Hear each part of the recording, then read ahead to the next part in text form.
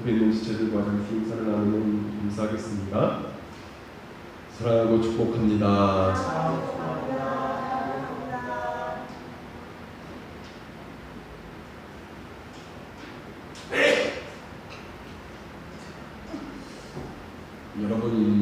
여러 번 이야기 드렸지만 저는 서울신학대학에 입학하면서부터 참 많은 방황을 했다고 말씀을 드렸습니다. 지금에 와서 생각해보면 그렇게 방황했던 이유는 두려움 때문이었어요. 두려움 때문에. 잘할 수 있을까라는 두려움이 제 마음에 굉장히 많았던 것 같아요. 에피소드가 있는데 저는 마이크 잡는 걸 굉장히 싫어합니다. 마이크 잡는 걸 굉장히 싫어하는데 예전에 한번 말씀을 드렸는데 학생한테 총무가 돼가지고 총무가 되면 광고를 하잖아요. 광고하는데 뭐 해주시기 바랍니다 이렇게 하고 들어오는데 얼마나 떨리는지 앞에 나가가지고 고등학교 2학년 때 처음으로 총무가 됐는데 앞에 나가서 광고하면서 뭐 해주시기 바랍니다 이러고 들어오면 되는데 뭐 해주옵소서 이래가지고 학생들이 다 뒤집어졌죠. 그러니까 앞에 나와서 이렇게 말하고 이런 걸 굉장히 쑥스러워하고 싫어하거든요. 그러고 나서 신학대학에 들어갔는데 그 마음 가운데 드는 그러한 두려움이 뭐였냐면 내가 잘해낼 수 있을까? 근데 이제 주변의 동기들을 보면 너무 잘하는 친구들, 저는 또 음치잖아요. 노래에서부터 마이크를 잡으면 왜 이렇게 말 잘하는 친구들이 많은지 내가 잘해낼 수 있을까? 이런 잘해낼 수 없다라는 생각이 드니까 두려움 때문에 방황을 했던 한 5년 넘게 심각한 방황을 했던 기억이 있습니다. 이 두려움이라는 게 참 사람을 무기력하게 만드는 삶의 요소가 아닐까라는 생각을 해보게 되어집니다. 설교를 준비하면서 이렇게 이 세상을 살아가다 보면 우리의 마음을 두렵게 만드는 요소들 많이 있잖아요. 그렇죠? 많이 있을 거예요. 이 두려움이 우리의 마음에 엄습해오면요, 내 힘으로 이렇게 너끈히 해낼 수 있는 일도 무기력하게 하지 못하게 만드는 그러한 요소들이 많이 있어요. 이 세상을 살아가다 보면 마음을 두렵게 만드는 삶의 요소들이 참 많이 있죠. 여러분들의 마음을 두렵게 만드는 삶의 요소들은 어떤 것들이 있습니까? 남들은 군대 들어갈 때 막 바짝 긴장해가지고 두려워하는데 우리 이창현 집사님이 군대 나오면서 엄청난 두려움이 있었을 거예요. 그렇죠? 제대하면서 남들은 할렐루야 이러면서 나오는데, 그렇죠? 오성희 집사님도 이제 직장을 그만두고 다른 직장에 들어가야 되는데 이게 새로운 세계에 적응해야 된다는 두려움이 만만치 않습니다. 이런 두려움이 있어요. 그렇죠? 두려움이 있습니다. 잘해낼 수 있을까라는 두려움이 있습니다. 두려워할 수 있다고 생각을 합니다. 특별히 또 코로나 바이러스 때문에 참 많은 어려움이 있잖아요. 또 교회를 통해서 막 이게 급속도로 증가가 되어가지고 우리 마음 안에 참 많은 두려움이 있습니다. 제 아내가 얼마나 이번에 갑자기 동기 모임이 있어가지고 한 8명을 만났는데 아내가 나 같이 말라고 저희 식당도 못 갑니다. 그래서 식당도 못 가고 도시락을 싸와서 다 밥을 교회 안에서 다 차려서 제가 손수 차려준 걸 도시락을 까먹는 그러한 상황. 갑자기 생각지도 못한 동기모임 한 8명 정도가 만나서 이야기를 하는데 교회마다 난리가 아니더라고요. 코로나 바이러스 때문에 난리가 아닌 그러한 이야기들을 들었어요. 두려워할 수 있다고 생각합니다. 그런데 문제는 이러한 두려움이 저와 여러분의 마음을 주장해버리면 건강한 삶을 살아가게 하지 못할 뿐만 아니라 많은 것을 잃어버리게 만들고 결국에는 비참한 삶을 살아가게 만드는, 사람의 마음을 무너지게 만드는 그러한 요소 가운데 하나가 마음을 주장하는 두려움이 주장하면 우리의 삶을 무너지게 만들어 버립니다. 성경은 믿음의 사람을 향해서 끊임없이 두려워하지 말라라는 말씀이 있죠. 어떤 목사님은 365번, 어떤 목사님은 366번, 하루에 한 번씩도 안 되니까 한 번 더 해서 366번이 두려워하지 말라라는 말씀이 성경에 기록되어져 있다고 말씀하고 있습니다. 특별히 두려움이 많은 세상을 살아가면서 우리가 좀 기억해야 되는 하나님의 말씀도 기억하지만 신앙인의 경험 가운데 잘 기억해두면 유익한 것들이 참 많아요. 한번 따라해 보시기 바랍니다. 두려움이 커지면 믿음이 작아지고 믿음이 커지면 두려움이 작아진다. 우리 안에 두려움이 커지면요 믿음이 작아져요. 우리의 심령 안에 믿음이 커지면 두려움이 작아집니다. 어떤 목사님도 이런 얘기 하더라고요. 한번 따라해보세요. 공포가 놓고 할 때 따라해보세요. 공포가 놓고 할 때 믿음이 나가보았더니 아무것도 없더라. 내 마음 공포가 막 녹구를 해요. 막 녹고 할 때 믿음이 나가니까 아무것도 없더래요. 두려움이 나가면 우리의 삶은 주저앉지만 믿음을 가지고 대응하면 승리할 수 있다는 말씀입니다. 말하기는 오늘 저와 여러분이 이 많은 믿음의 사람들처럼 두려움을 극복하고 하나님이 허락하시는 놀라운 승리의 역사를 누리는 복된 삶이 되어질 수 있기를 주님의 이름으로 축원합니다. 이 세상에 우리의 마음을 두렵게 만드는 삶의 요소들이 너무나 많이 있잖아요. 이 두려움이 우리의 마음을 주장하는 것이 아니라 믿음이 우리의 마음을 주장하게 하셔서 하나님이 주시는 승리의 역사를 누릴 수 있기를 주님의 이름으로 축원합니다.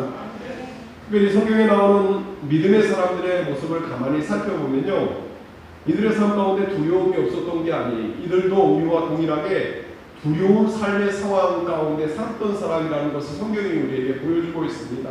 오늘 말씀 가운데 나오는 사도 바울도 마찬가지잖아요. 이 사도 바울의 모습을 보면 정말로 굉장합니다. 그렇죠?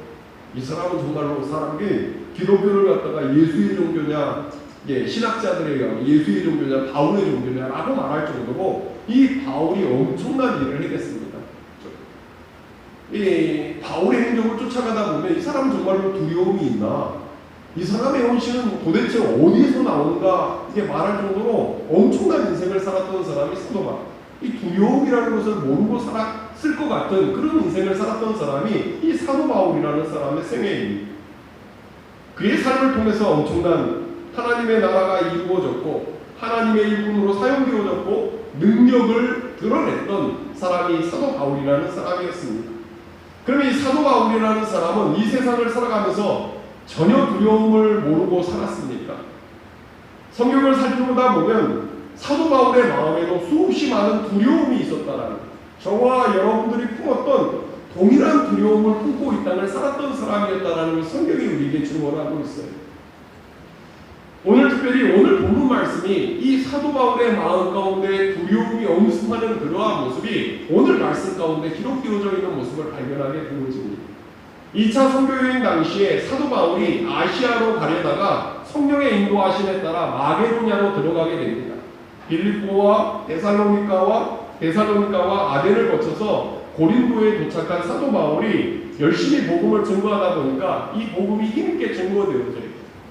힘있게 증거되어지면 사람들이 예수를 믿고 하나님을 믿게 되어지는 역사가 일어나는데, 또 하나 문제가 이래요. 이 복음이 힘있게 증거되어질 때마다 대적자들 또한 막 찾아와가지고 괴롭히는 모습이 성경에 기록이 되어져 있습니다. 왜냐하면 유대인들의 입장에서는 예수님이 인정이 안 되어지는, 왜냐하면 유대인의 율법에 의하면 예수님은 하나님의 저주를 받은 자라고, 십자가에 나무에 매달려 죽은 사람은 하나님의 저주를 받은, 율법에 의하면 예수님은 저주를 받은 사람인데, 사도 바울이 예수님을 갖다가 하나님의 아들이라고 증거하니까 유대인들의 머리로는 이해가 가지 않는 거예요.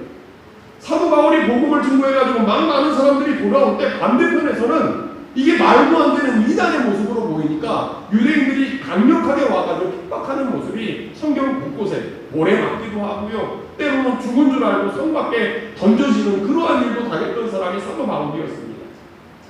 고린도에서도 마찬가지였습니다. 이 고린도에서 하나님의 말씀이 힘있게 증거되어지면서 고린도에 살고 있었던 유대인들이 갑자기 바울을 찾아와서 대적하고 협박하고 위협하는 일들이 일어나는 거예요. 자꾸 대적하는 사람들이 생기니까 사도 바울의 마음 가운데 두려운 마음이 엄습했던 모양입니다. 이 두려운 마음으로 말미암아서 이 고린도를 떠나가야겠다라는 생각을 하게 되었습니다. 그런데 하나님께서 바로 그때 두려움을 품고 있는 바로 그날 밤에 사도 바울에게 환상 가운데 나타나셔서 말씀하시는 거예요. 너 겁먹었구나. 도망가지 마라. 내가 너와 함께 할 거고 지켜줄 것이니까 침묵하지 말고 내가 전하는 너에게 주는 말씀을 계속 전파하라고 이 사도 바울에게 명하시는 말씀이 오늘 본문 말씀의 내용입니다.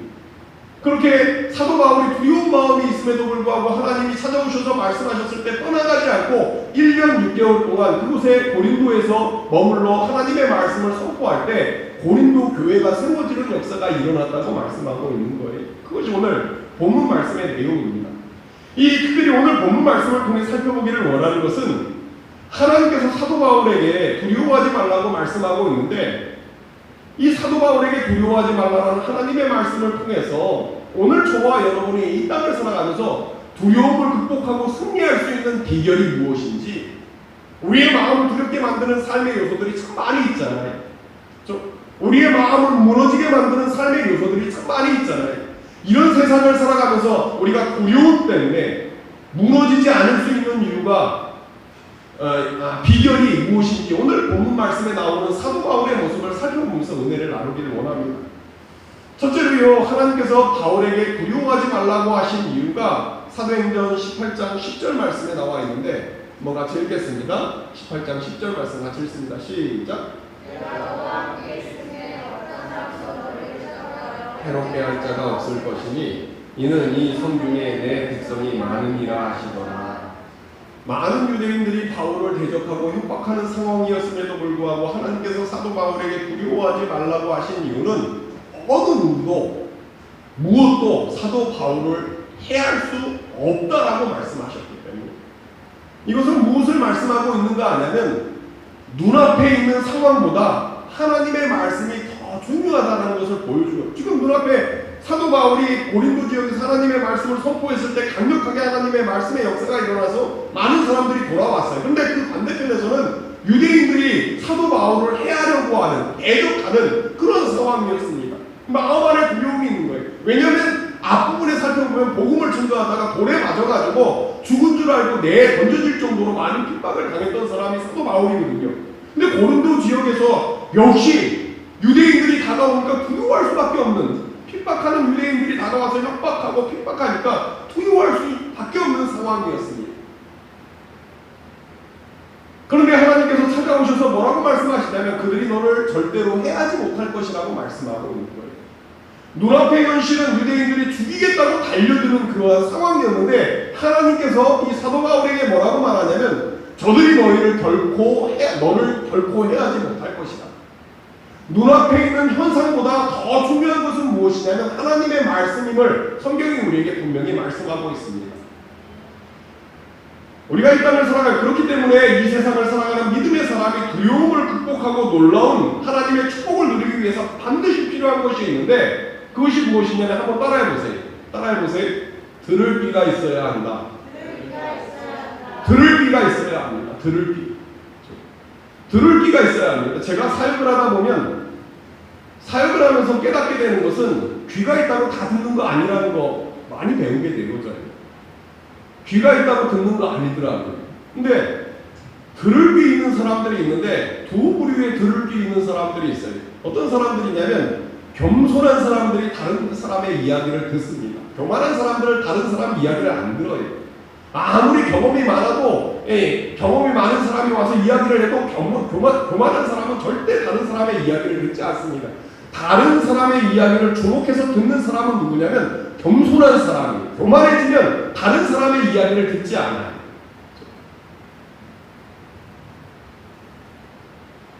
그렇기 때문에 오늘 저와 여러분들이 이 땅을 살아가면서 겸손한 모습으로 이 땅을 살아가야 다른 사람의 이야기가 내 귀에 들려집니다.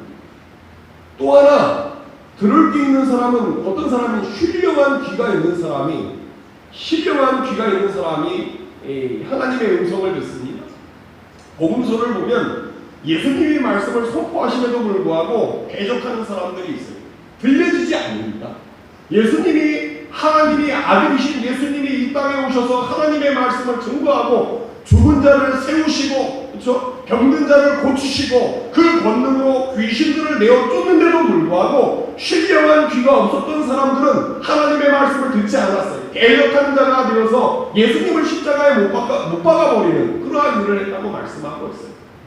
아무리 권능 있는 하나님의 말씀이 선포되어져도요, 신령한 귀가 없으면 하나님에게 대적하는 삶을 살아가게 되어진다고 말씀하고 있는 거예요. 우리가 복된 삶을 살아가기 위해서는요, 하나님의 말씀을 들을 수 있는 신령한 귀가 있어야 된다고 말씀하고 있는 거예요. 그러면 누가 신령한 귀를 소유하고 있다면 살아갈 수 있겠습니까? 이 신령한 귀는요, 다른 사람의 이야기를 들은 겸손한 귀, 겸손해야 된다고 말씀을 드렸지만, 하나님의 말씀이 내 신령 안에 들려주는 신령한 귀는 내가 들으려고 해서 들려지는 게 아니에요. 성령의 역사입니다. 하나님의 음성을 듣는 삶을 살아가는 사람은 하나님의 은혜를 경험하고 성령의 은혜를 경험한 사람이죠. 이게 그런 사람이 하나님의 음성, 세미한 음성을 들을 수 있어요. 그러니까 내 힘으로 되어지지 않기 때문에 신령한 귀를 소유하고 이 땅을 살아가기 위해서는 그것은 내 힘으로 되어지지 않기 때문에 하나님 앞에 무릎 꿇는 사람들, 겸허하게 하나님의 말씀하옵소서 내가 듣겠나이다라는 자세를 가지고 하나님 앞에 겸허히 무릎 꿇는 사람들이 신령한 귀를 소유할 수 있어요. 내가 가지려고 하는 게 아니라 내가 하나님 앞에 겸허히 무릎 꿇을 때 하나님의 음성이 들려지기 시작한다고 말씀하고 있는 거예요.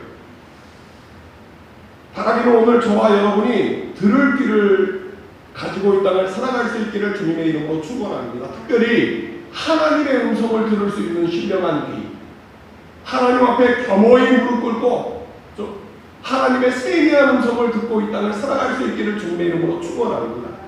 그런 사람이 이 두려움을 극복할 수 있다고 말씀을 드렸어요. 예전에 드림의 대표인 임채종 집사님의 새롭게 하소서라는 프로에서 간증한 내용에 대해서 말씀을 드린 적이 있어요.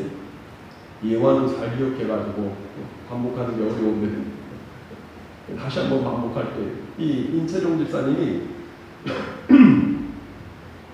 이동호 목사님의 세미나 가운데 아이들을 하나님이 키우는 것이라는 말씀에 도전을 받고 새 아이를 학교에 보내지 않고 홈스쿨링을 하였다고 합니다. 홈스쿨링. 저도 마음 가운데 여력이 되면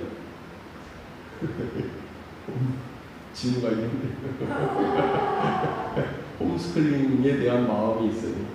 좀 학교를 공교육이 아니라 대안학교를 보내고 싶다라는 어떤 비싼 학교가 아니라 신앙교육을 안 하고, 왜냐하면 이 공교육을 보면 너무나 많이 무너져 있는 그러한 모습을 보면서 아이들이 엉뚱한 곳에 영향을 받을까 봐 이게 두려운 마음이 있어서 그런 거에 관심이 있습니다. 관심이 있어요. 여하간 이 임채종 집사님이 이게 세미나 시간에 도전을 받고 홈스쿨링을 새 아이를 데리고 홈스쿨링을 하는 거예요. 그 당시에 막내가 9살이었는데 성경을 20독 했다고 합니다. 9살짜리 막내 아들이 성경을 20독, 신학으로 교육하는 거예요. 여하튼 이제 그렇게 홈스쿨링을 해 나가고 있는 과정 가운데 첫째 아이가 성경인데 이름이 성경이었대. 감기 증상이 있어서 입원을 시켰다고 합니다. 입원을 시켰는데 병원에서 갑자기 각혈을 하더니 이게 피를 토해내는 거예요. 의식을 잃고 혼수 상태에 빠져서 중환자실에 40일 동안 사경을 헤매면서 이제 입원해 있는. 가족 가운데 하나 중환자실에 한번 들어가 봐요. 정신 하나도 없습니다. 이게 매번 가서 보고 싶을 때 보는 게 아니라 지금은 또 볼 수도 없지만 예전에 이제 코로나가 있기 전에는 하루에 2번씩 시간 정해놓고 아침 그것도 10분, 15분 이 시간에만 들어가 잠깐. 근데 첫째 아들이 그렇게 중환자실에 40일 동안 중환자실에 있는 거예요.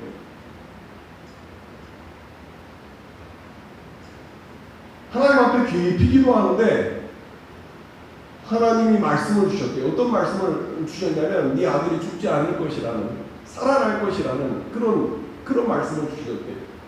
기도하다가 하나님께서 그런 말씀을 주셨대요. 그런데 병원에 가보면 그와 정반대의 현상이 일어나는 거예요. 하나님은 분명히 살아날 것에 대한, 아들이 죽지 않고 살아날 것에 대한 말씀을 주셨는데 병원에 가보면 정반대 현상이 일어나는 거예요. 중환자실에 있다가 나을 줄 알고 이제 그 하나님의 말씀을 받은 다음에 가서 나을 줄 알고 갔는데 뭐라고 말하냐면 폐가 섬유화된, 그러니까 폐가 거두기, 그러니까 중환자실에 입원해가지고 이제 세상을 떠나는 분들을 보면요, 많은 부분 폐의 문제가 생겨요. 폐에 물이 차고 폐가 폐부종이 생기고 이 누워만 있다 보니까 폐 문제가 생기는 경우가 굉장히 많아요. 폐 때문에 연세가 있는 분들은 거의 폐 문제가 생겨서 돌아가시더라고요.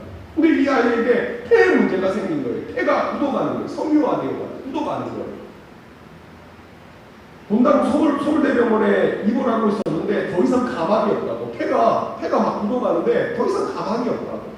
이 정도의 상황이 되면 정말로 절망할 수밖에 없는, 원망하고 불평할 수밖에 없는 그 상황까지 간 거예요. 근데 이 집사님의 반응이 대단합니다. 하나님이 그런 말씀을 주시니까 의사의 소견에 따라서 흔들리는 것이 아니라 이런 상황이 오면 그 상황을 그대로, 의사가 말한 그 소견을 그대로 노트에다 적는 거예요. 적은 다음에 그것을 기도하면서 하나님의 말씀을, 또 하나님이 주신 말씀을 적었다고 합니다. 그리고 SNS에다가 기도의 동역자들의 기도를 부탁했다고 합니다. 그 당시에 지구촌교회 다니는데 많은 성도들과 믿음의 식구들이 끊임없이 이 성경이를 위해서, 첫째 아들을 위해서 계속 기도해 주는 거예요. 의사는 이제 더 이상 가망이 없다고 사형 선고를 내렸는데, 그럼에도 불구하고 포기하지 않고 하나님이 주신 말씀이 있어서 이것을 붙들고 계속 기도하는 거예요. 그런데 그러던 어느 날 갑자기 폐 섬유화가 아무런 이유 없이 그냥 멈춰져 버리는 거예요. 정상으로 돌아왔어요. 의사는 그 모습을 보고 천운이라고, 있을 수 없는 일이 일어났다고, 너무나 기뻐가지고, 아이가 이제 살아났다고 너무 기뻐가지고 중환자실에 나왔는데 기적적으로 폐가 정상으로 돌아와서 호흡기를 떼었는데 문제가 또 생긴 거예요. 산소호흡기를 차고 있는 동안 뇌출혈이 왔는데, 산소호흡기를 차고 있으면서 있다 보니까 뇌출혈이 왔다는 것을 모르는 거예요. 이 치료를 제때 치료를 못하는 거예요. 뇌에 동공이 생겼다고 합니다. 동공이 생겨가지고 의사가 뭐라고 말하냐면, 이런 상황 가운데 아이가 산소 마스크를 끼고 있어가지고 뇌출혈이 온 것을 몰랐고, 뇌출혈이 와가지고 뇌에 동공이 생겼다고. 이 구멍이 이만큼이 막 송송 뚫리는. 이 아이는 살아나도 식물인간이 될 거라고, 일어나기는커녕 식물인간, 아마 대화도 하지 못할 거고 식물인간 상태로 살아갈 거라고, 이런 소견을 발표했다고. 그럼 여러분 어떻겠습니까? 마음에 절망이 올 거 아니에요. 근데 이 상황 가운데 의사의 소견을 듣고 절망하는 것이 아니라 또 하나님 앞에 아래에 있는 거예요. 하나님 말씀을 주셔요. 그 말씀을 적고 기도 못하느라, 의사의 소견에 따라 절망하는 것이 아니라, 마음 안에 두려움이 그 마음을 주장하게 만드는 것이 아니라, 그 두려운 상황을 하나님 앞에 아래이고 하나님이 주신 말씀을 받고 그것을 가지고 다시 또 중보 요청을 합니다. 그 아이를 놓고 성경을 놓고 간절히 기도하는데 하루하루 기적이 일어났다고 합니다. 어느 날 손가락이 까딱까딱 움직이기 시작하더래요. 그 다음 날은 발가락을 움직이더래요. 그리고 그 다음에는 일어나 앉아서 밥을 먹게 되고, 그리고 그 다음 날에는 휠체어를 타고 며칠 있다가 퇴원을 하게 되었고, 얼마 뒤에 걸어다니게 되었다고 합니다. 근데 문제는 신장에는 문제가 생겨가지고 투석을 지금도 하고 있는데, 이 투석은 못 고쳤다고, 이것도 하나님이 고쳐주시면 고쳐주신다라는 믿음을 가지고 간증하는 모습을 보았습니다. 의사는 죽는다고, 식물인간이 된다고 했는데 의사의 진단대로 된 것이 아니라 하나님의 말씀대로 되었다고 간증하는 모습을 보았습니다. 왜 이런 일이 일어납니까? 그 이유는 단순히 사람의 인생이 의사의 손에 달려있는 것이 아니라 하나님에게 달려있기 때문에 그래요. 저와 여러분들의 인생이 하나님의 손 안에 달려있다는 사실을 믿으십니까? 그러면요, 눈앞에 있는 현실을 보고 낭망하고 두려워하는 것이 아니라, 두렵고 어려운 현실이 올 때마다 전문가의 의견을 듣는 것이 아니라 하나님의 말씀을 들을 수 있기를 주님의 이름으로 축원합니다. 저와 여러분들의 귀가 하나님을 향해서 열릴 수 있기를 주님의 이름으로 축원합니다. 이 신령한 귀가 열린 사람들은요, 다른 사람들의 이야기를 듣는 것이 아니라 하나님의 말씀을 듣기 때문에 두려움이 그 마음을 주장하는 것이 아니라 하나님의 말씀을 따라 살아갈 때마다 그 삶 가운데 하나님의 역사와 능력의 은혜를 누릴 수 있게 되어진다고 말씀하고 있는 거예요. 바라기는 저와 여러분들의 삶 가운데 두려움의 상황이 다가올 때마다 하나님의 말씀을 들을 수 있는 신령한 귀를 소유할 수 있기를 주님의 이름으로 축원합니다.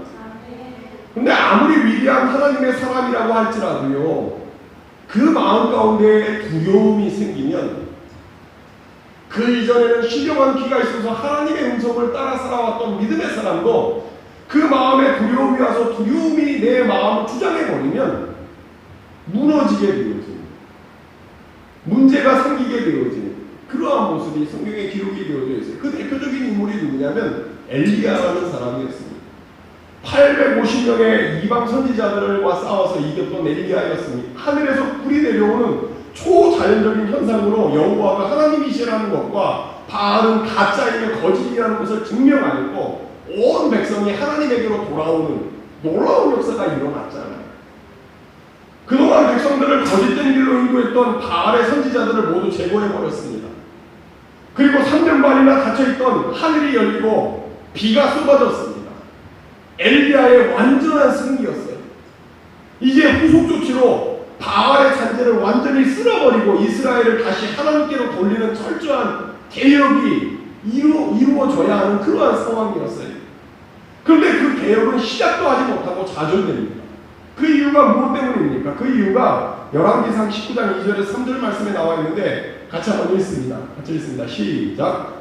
이세벨이 사신을 엘리야에게 보내어 이르되 내가 내일 이맘때에는 반드시 내 생명을 저 사람들 중에 한 사람의 생명과 같게 하리라. 그렇게 하지 아니하면 신들이 내게 벌 위에 벌을 내림이 마땅하니라 한지라.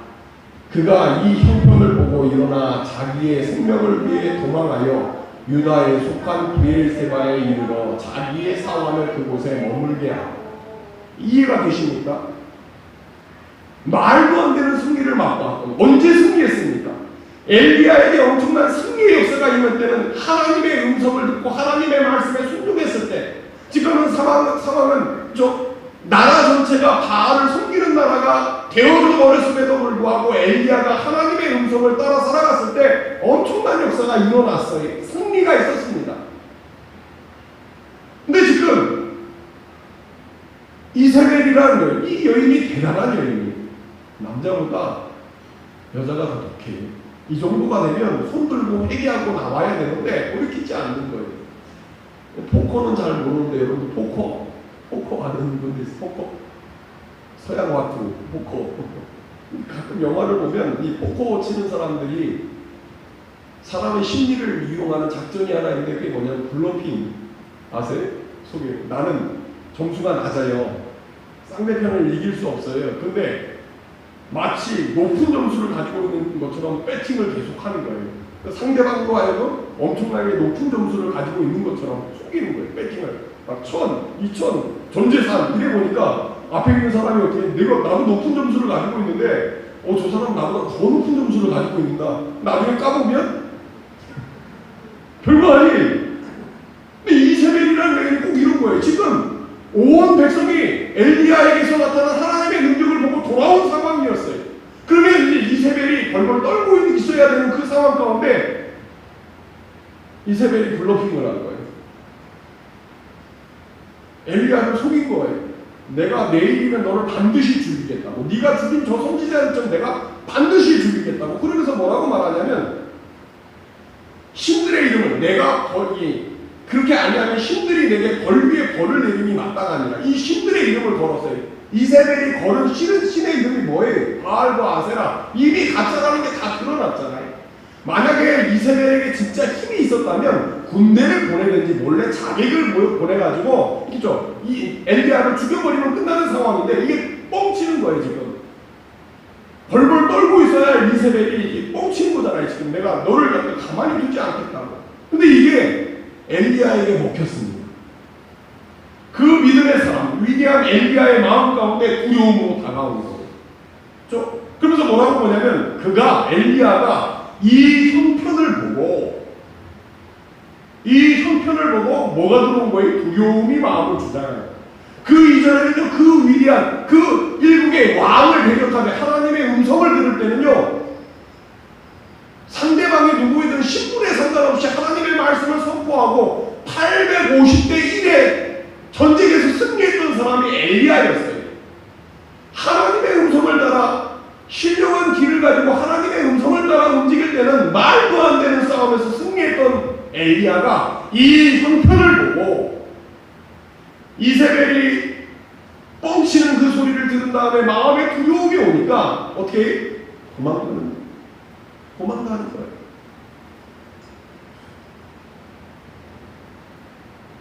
개혁이 시작도 하지 못하고 좌절되었습니다. 그 이유가 무엇 때문입니까?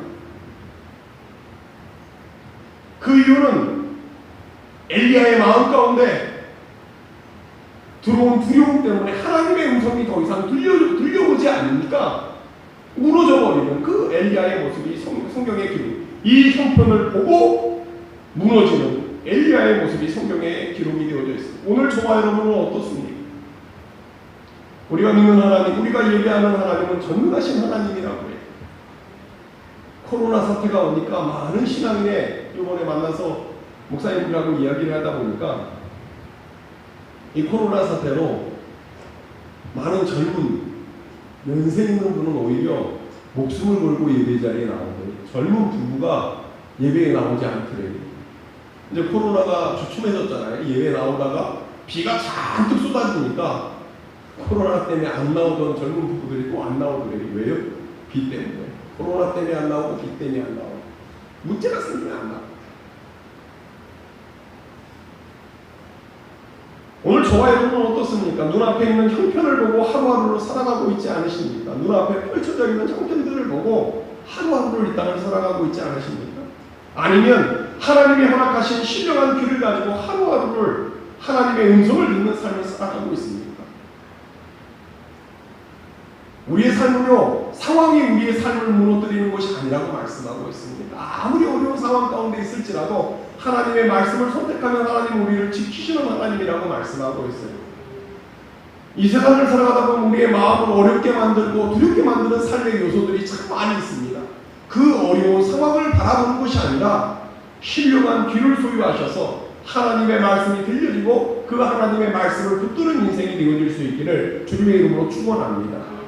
하나님의 말씀을 붙드는, 하나님의 말씀을 듣고 그 말씀을 붙드는 인생을 하나님께서 지키시고 보호하신다고.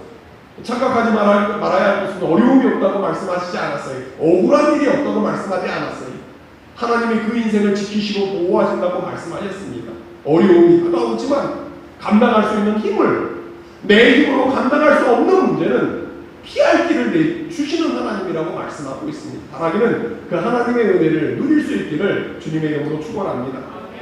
둘째로 하나님께서 사도 바울에게 두려워하지 말라고 하신 이유가 사도행전 18장 9절에서 10절 말씀에 나와 있습니다. 같이 읽습니다. 시작. 말씀하시되 두려워하지 말며 침묵하지 말고 말하라. 내가 너와 함께 있음에 어떤 사람도 너를 대적하여 해롭게 할 자가 없을 것이니 이는 이 성중에 내 백성이 많음이라 하시더라. 사도 바울에게는 아직도 감당해야 할 사명이 있기 때문에 두려워하지 말라라고 말씀합니다. 감당할 사명이 있기 때문에 두려워하지 말라라. 이 세상을 살면서 하나님께서 주신 사명을 가지고 있는 동안 절대로 하나님께서 그 인생을 끝장내지 않으신다고 말씀하고 붙들어 주신다고 말씀합니다.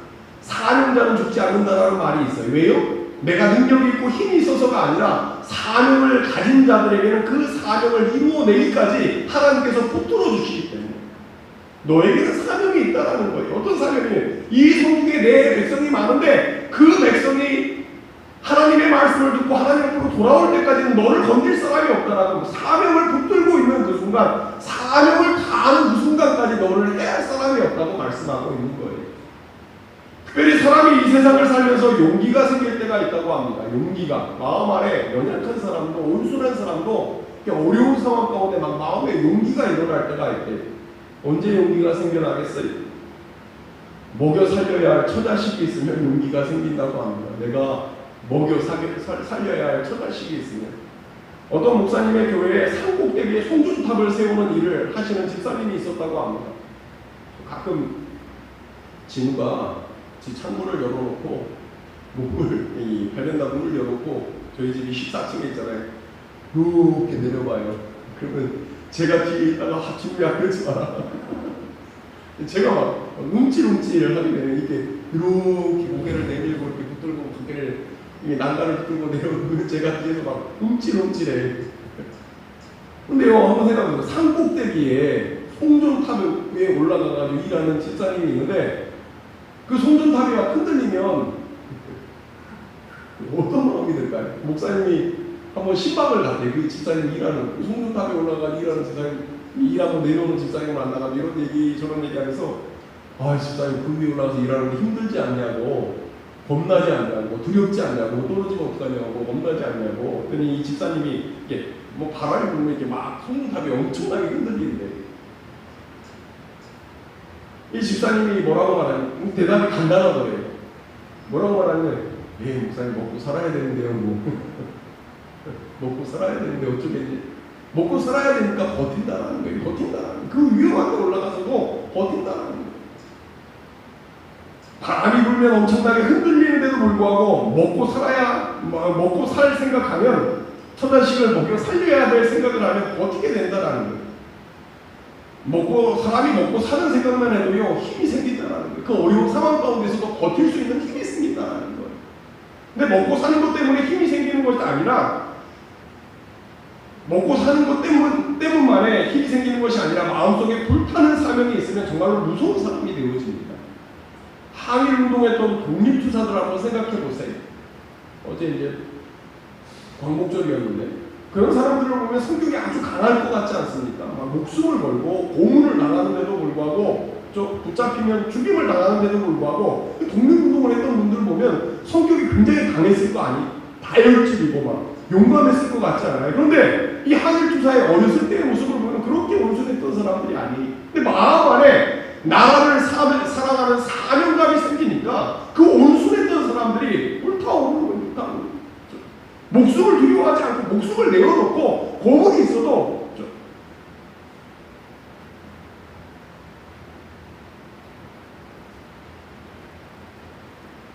사람의 마음 가운데 이념이 들어가면 무서워집니다. 미전향 장기술들 보세요. 이념 때문에 40-50년 동안 옥에 갇혀서도 전향하지 않는 그런 사람. 마음 안에 이념이 들어가면요 사람들이 무서워져요.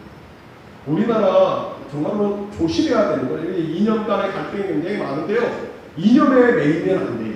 이념에 매이면. 우리나라 특별히 우파에서 좌파 죽이고 좌파에서 우파 죽였던 민족의 아픔이 있었던 민족이 한쪽 이념에 빠지다 보면요 한쪽은 죽일 사람이 되어질 수밖에 없어요. 이념에 빠지면 안 돼. 말씀에 빠져야지. 우리의 마음을 하나의 이념이 사로잡아 버리면 상대방을 죽이는 사람이 되어져 버려요. 무서운 사람이 되어지는 거예요.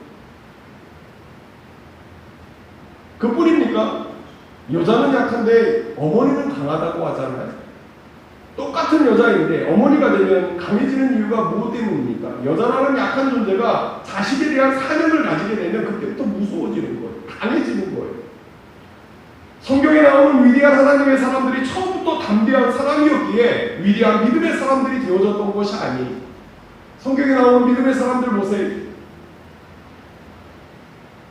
하나님에 대한 사명이 생겼을 때 강한 사람이 되었어요. 베드로를 생각해 보시기 바랍니다. 한 개진 여종 앞에서 살기 위해서 예수님을 부인하고 맹세하고 저주해서 부인하는 목숨이 걸리니까. 그러다가 그 안에 복음에 대한 사명이 생기니까 나중에는 내가 예수님과 똑같이 어떻게 십자가에 못 박혀 죽겠냐고 거꾸로 못 박혀 죽는 그러한 사명자가 되고 마음 안에 하나님의 사명이 들어오니까 완전히 달라진 인생을 살아가는 그러한 모습이 성경에 기록이 되어져 있잖아요. 우리가 이 세상을 살아가는 나라를 위한 사명감을 가지게 되어도 용기가 생기게 되어져 있습니다. 자식에 대한 사명을 가져도 용기가 생겨납니다. 하나님을 향한 사명감이 생기면 어떻게 되어지겠습니까? 똑같은 인생을 살아가면서도 똑같이 살아도 하나님의 나라와 선교와 구제를 위해서 버는 사람하고 먹고 살기 위해서 버는 사람은 다릅니다. 다를 수밖에 없어요. 달라야 합니다. 오늘 본문 말씀에 나와 있는 사도 바울도 마찬가지였습니다. 많은 사람들이 대적을 하고 협박을 하지만 아직도 이 성에는 구원받을 사람이 많은데 내가 구원하여야 하기 때문에 너는 남아있어야 한다는 하나님이 주신 사명감이 그 두려움을 극복하게 만드는 요소가 되었다고 말씀하고 있는 거예요. 바라기는 오늘 저와 여러분들 이 땅을 살아가면서 다른 것에 매인 인생이 아니라 하나님이 주신 사명에 매인 인생이 되어서 능히 두려움을 극복하고 승리하는 복된 인생이 되어질 수 있기를 주님의 이름으로 축원합니다. 마지막으로 하나님께서 사도 바울에게 두려워하지 말라고 하신 또 하나의 이유가 사도행전 18장 10절 말씀에 나와 있습니다. 같이 읽습니다. 시작. 내가 너와 함께 있음에 어떤 사람도 너를 대적하여 새롭게 할 자가 없을 것이니 이는 이 성중에 내 백성이 많음이라 하시더라. 아멘. 하나님이 함께 하실 것이기 때문에 두려워 말라라고 말씀하고 있습니다. 이 세상을 살아가면 좋은 일도 있고 나쁜 일도 있어요. 좋은 일만 일어나는 것도 아니고 나쁜 일만 일어나는 것도 아니 동시다발적으로 좋은 일이 일어나기도 하고 나쁜 일을 경험하기도 되어집니다. 그런 이야기가 있잖아요. 여러분들 집에다가 사과 박스를 하나 사다 놓으면 두 부류의 사람이 있다고 합니다. 사과 박스를 하나 사다 놓으면 어떤 사람은 안 좋은 거 먼저 먹는 거예요. 안 좋은 거. 왜? 왜 그래? 썩을까? 근데 어떤 사람은 좋은 것만 골라서 먹는 거예요. 여러분 어떻게 아세요? 사과 박스를 갖다 놓으면 좋은 것만 골라 먹는 사람 먼저. 안 좋은 거 먼저 골라 먹는 사람. 어떤 사람이 더 행복할까요? 좋은 거를 골라 먹는 사람이 훨씬 행복합니다. 왜냐하면 마지막까지 좋은 것만 먹는 거예요. 근데 안 좋은 것을 골라 먹는 사람은 끝까지 안 좋은 것만 먼저 먹어요. 안 좋은 거. 좋은 것을 골라 먹는 사람은 끝까지 좋은 것만 먹는 거고, 그렇죠? 안 좋은 것을 골라 먹는 사람은 끝까지 안 좋은 것만 먹는 거예요. 안 좋은 거. 무슨 말이에요? 물론 사과 하나 때문에 사람이 행복하느냐 아니냐 이것을 결정할 수 없지만 뭐냐면 일상의 삶 가운데 행복이요 하나의 선택으로 똑같은 상황 가운데 무엇을 선택하느냐에 따라서 행복과 불행이 결정되어질 수 있다. 내가 무엇을 선택하느냐. 제가 사역을 하다 보면 희한한 것을 보게 되어질 때가 많은데 저와 여러분들의 인생 가운데 행복과 불행의 상황에 따라서 행복과 불행이 결정되어지는 것이 아니라 똑같은 상황 가운데 무엇을 선택하느냐에 따라서 행복과 불행이 결정되어지는 경우가 굉장히 많다는 말입니다. 상황이 달라서 행복하고 불행하고 이게 결정되어져요. 내 아버지가 우리 집 부모는 뭐 이래서 내 상황이 이래서 내가 불행하고 우리 집 부모는 이래서 내가 이게 아니라 똑같은 상황인데도 불구하고 내가 무엇을 선택하느냐에 따라서 행복과 불행이 결정되어집니다. 성경을 읽다 보면 참 특이한 모습을 발견하게 되어질 때가 있는데 심판과 저주의 자리에서 하나님의 은혜를 경험했던 사람들이 있어요. 심판과 저주의 사람. 온 땅에 하나님의 징계가 있어요.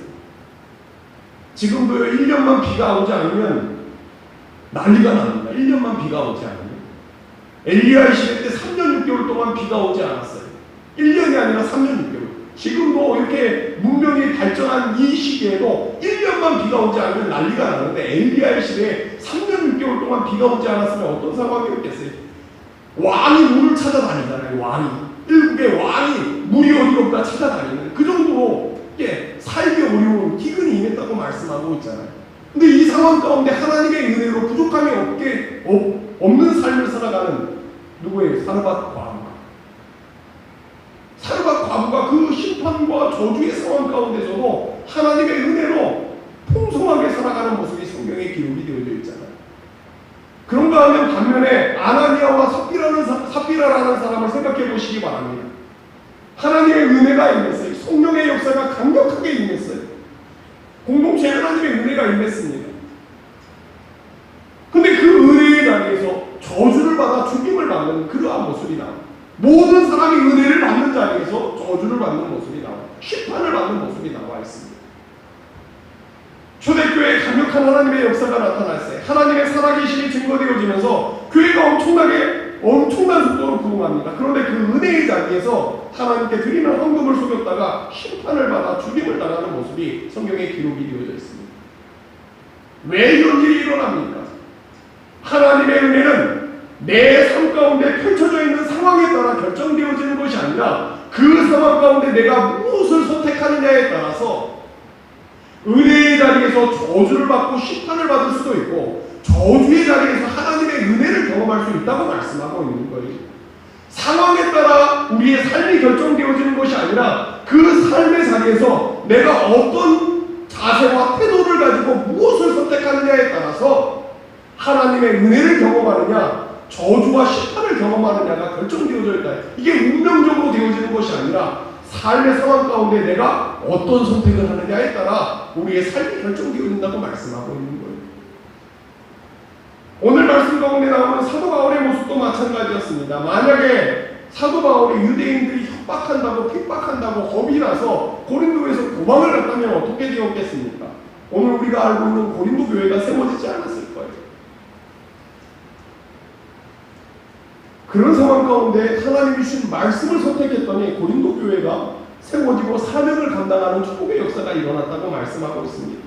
저와 여러분이 믿는 하나님은 죽음의 신이 온 애국 땅을 덮칠 때에도 사망의 권세가 넘어가는 6월절의 은혜의 역사를 일으키신 하나님이라고 성경이 우리에게 말합니다. 다 죽게 되어 있는데 6월절에 어린 양의 피를 발라놓은 그 집은 사망의 신이 넘어가는 역사가 일어났다고 말씀하고 있는 거예요. 다윗이 사망의 음침한 골짜기를 다닐지라도 해를 받지 않을 것은 하나님이 나와 함께 하신다는 분명한 믿음. 사망의 음침한 골짜기, 죽을 것 같은 상황이 눈앞에 펼쳐져 있지만 하나님과 동행하는 것을 선택했더니 그 사망의 음침한 골짜기에서 하나님이 나를 지키셨다고 말씀하고 있는 거예요. 믿음의 삶을 살아가는 사람들에게도 사망의 음침한 골짜기가 있다고 말씀하고 있는 거예요. 그런데 하나님과 동행하는 것을 선택했더니 푸른 초장이 펼쳐지는 역사가 일어났다고 말씀하고 있는 거예요. 오늘 우리의 삶도 마찬가지입니다. 오늘 저와 여러분들의 삶 가운데 저와 여러분들의 마음을 무겁게 만들고 두렵게 만드는 상황들이 얼마든지 올 수 있어요. 이 위기의 상황이 다가올 때 믿음과 확신을 가지고 하나님을 붙들고 나아가면 위기가 위기로 끝나는 것이 아니라 오히려 큰 하나님의 은혜를 누리는 복된 기회가 되어질 수 있다고 말씀하고 있는 거예요. 어려운 상황 가운데 두려움이 엄습해오는 그 상황 가운데 흔들리지 마시기 바랍니다. 흔들리지 마시기 바랍니다. 나와 함께 하시는 하나님을 바라보면서 우리에게 승리를 주시는 그 하나님을 선택할 때마다 두려움을 선택하는 것이 아니라 그 하나님을 선택할 때마다 우리를 지키시고 보호하시고 선한 길로 인도하시는 그 능력의 손길을 누릴 수 있기를 주님의 이름으로 축원합니다. 오늘 우리에게 필요한 것은요, 내 계산과 계획으로 이 어려움을 빠져나가는 것이 아니라 하나님이 우리를 지키시고 보호하시고 선한 길로 인도하시는 그 은혜의 손길이 필요합니다. 하나님은 다른 것을 선택하는 것이 아니라 하나님을 선택할 수 있기를 주님의 이름으로 축원합니다. 말씀을 정리합니다. 오늘 말씀 가운데 나온 사도 바울이 두려움의 상황 가운데 무너진 것이 아니라 오히려 하나님의 은혜를 누리고 승리할 수 있었던 이유는 무엇이었습니까? 그 이유가 무엇이었습니까? 첫째로 들을 귀가 있었기 때문이라.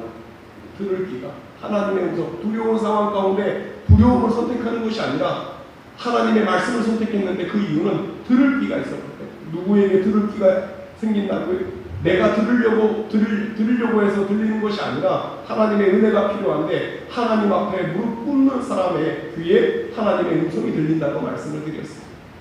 둘째로는 하나님이 주신 사명을 붙들었기 때문에, 다른 것을 붙드는 것이 아니라 하나님이 주신 사명을 붙들었기 때문이라고 말씀을 드렸습니다. 셋째로는 대적하는 사람들을 바라본 것이 아니라 사도 바울과 함께 하시겠다고 말씀하시는 하나님을 바라보며 그 하나님을 선택했더니 그 두려움의 상황 가운데 무너진 것이 아니라 하나님이 주신 큰 승리의 역사를 누리게 되어졌다고 말씀하고 있습니다. 오늘 우리가 살아가고 있는 이 세대에 참 많은 어려움이 있습니다. 우리의 마음을 두렵게 만드는 삶의 요소들이 너무나 많이 있습니다. 우리의 눈앞에. 저는 요즘 참 두려운 게 아이들 교육 문제가 참 두려워요. 이 아이들을 신앙으로 자라게 할 수 있을까 생각하면 앞이 아득해질 때가 많아요.